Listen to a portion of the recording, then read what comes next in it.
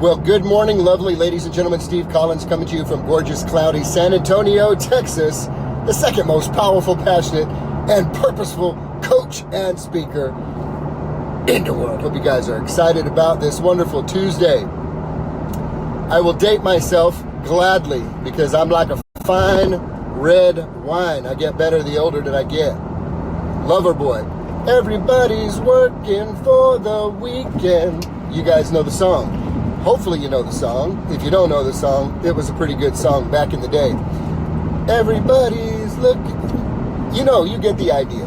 Loverboy had a song out called Everybody's Working for the Weekend. So my title today is Everybody's Working for the Weekend, but not you. Don't do that. Let me tell you why. Angela and I were discussing it this morning. For those of you that do not know, Angela and I have been married 24 years. We have 7 kids. I tell people regularly we have a phenomenal marriage. However, she is a fiery Latina, so I'm always 3 fights away from being stabbed in the chest at any given time. And her chanclas have 7-inch heels on them, so she's dangerous, but I love her. All right, let's just get that out of the way quick. She is the director of the health and fitness division of our coaching program, Voice of One, Executive Performance Coaching. As a personal trainer, of course, educated nutrition, she puts plans together for folks. And so we are constantly talking about the similarities between somebody's business life, marriage, parenting, and their health and fitness lifestyle or lack thereof, and how they are all integrated and weaved together with a foundational lever that affects all areas, and it is mindset. Every area is affected by the way somebody thinks. You see, true coaching, this type of coaching does not involve pushing people to execute certain behaviors. That is weak. Do this, do that, do this, do that, do this many times, and that will happen, and then you'll get your numbers. Numbers is this much of life. Numbers is this much of life, okay? Because you can do all that and be miserable as hell, have a ton of money in the bank and have a miserable life. And that tain't winning in our book.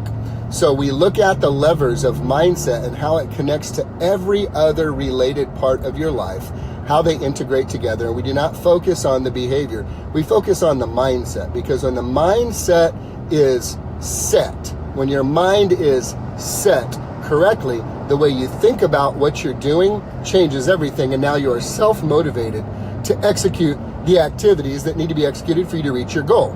So clearly in the beginning of these conversations, one of the most critical elements is separating the men from the boys, if you will, through recognizing the fact that you want what everybody wants. You want a ton of cash. You want to be successful. You want to be in great shape.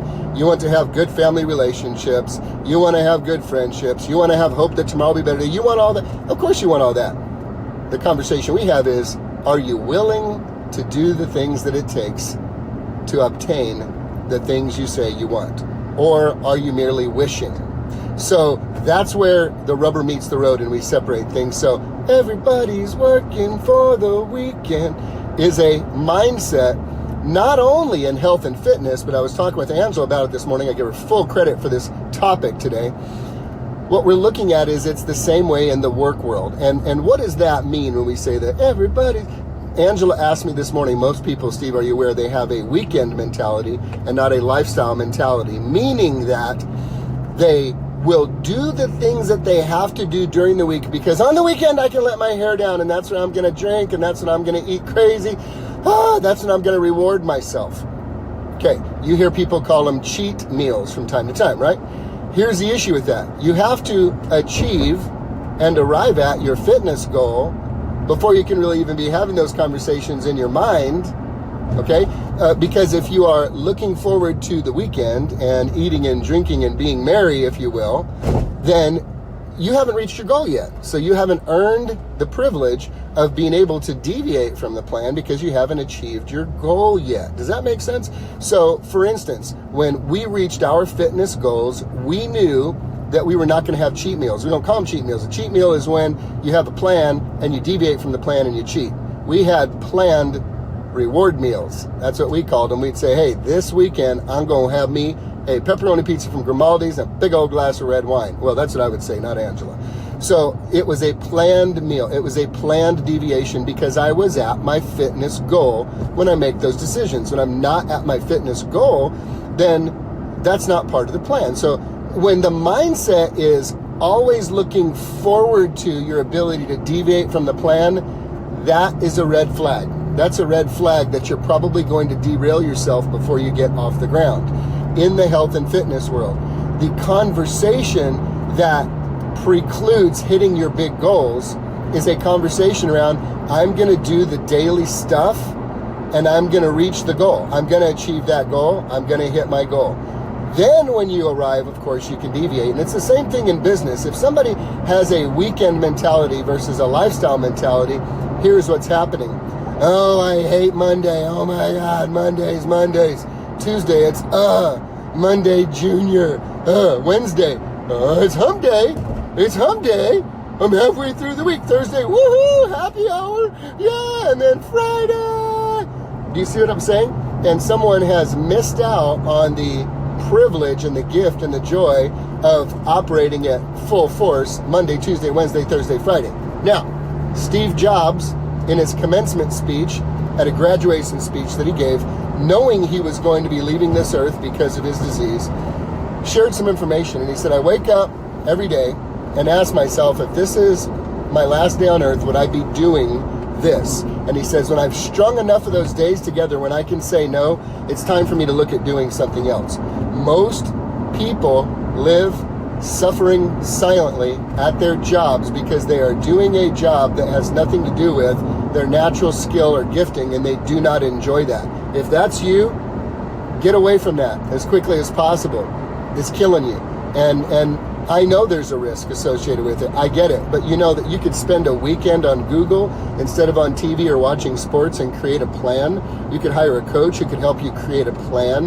You could get together with somebody and literally in about the same amount of time that it takes you to plan a vacation, you can plan your life. You can make a transition. You can make a move.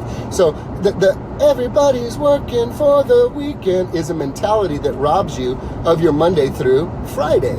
The joy that is available to you when you are walking in your purpose, fulfilling your calling, stepping into what it is that you are divinely created to do that no one else can do just like you can do. When you are missing out on that, then the weekend's all you have to look forward to put the brakes off. So I'm going to leave you with this cognitive dissonance and intentional discomfort today, as any good coach would, because I love you. And that's this. Are you living for the weekend? Or do you wake up daily fired up, excited, pumped, looking forward to the contribution you're going to make today, regardless of whatever day of the week that it is? And then the weekends are just like, cool, you just get to be around the people who, you are connected to by family. And yet during the week, you're not missing out on anything. Is everybody working for the weekend? Or maybe you can change Loverboy's song around. That's what I'd love for you to change around. For you to sing it something like, everybody's working to serve other people, right? If you get out of your own head, use your gifts in service to other people, you will begin to blossom and you will begin to bloom and you will begin to see things differently. So are you a living for the weekend mentality person, or are you a living for the day mentality person? How you answer that question says an awful lot about how happy you are. Have a great day, guys.